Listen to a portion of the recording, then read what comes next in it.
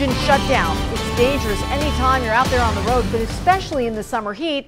And it's a problem Contact 13 first exposed last night. Well, judging by the reaction on social media, it's happening to drivers all across Las Vegas. Here's Chief Investigator Darcy Spears.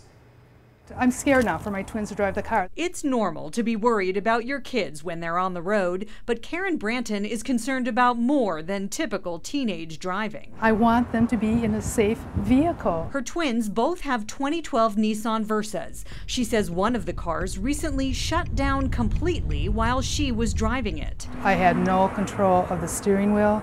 I had no brakes. Luckily, it just coasted to a stop. Her Nissan dealership told her they were seeing 30 to 40 cars a day with the same problem. After we exposed it last night, our Facebook page lit up with more than 600 comments, many from other Nissan drivers who say their cars have done the same thing and they're calling it just plain scary.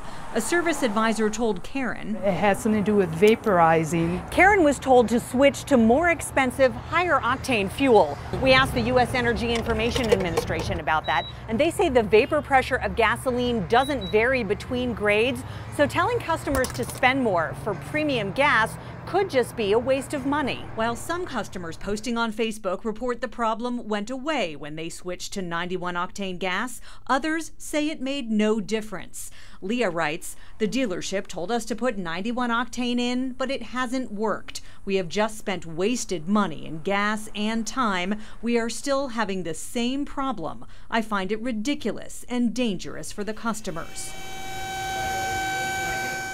Independent mechanic John Scow of Vegas Auto Care says the gas might make a difference, but I think it's just a Band-Aid that they're throwing out there to maybe alleviate some of the tension or angst that the customer would be having. He agrees with what Contact 13 was told by a Nissan dealership service manager. There was a glitch in the system somewhere.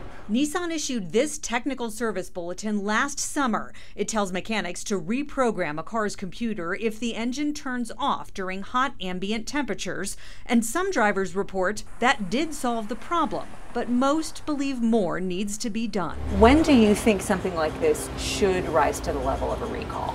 Now.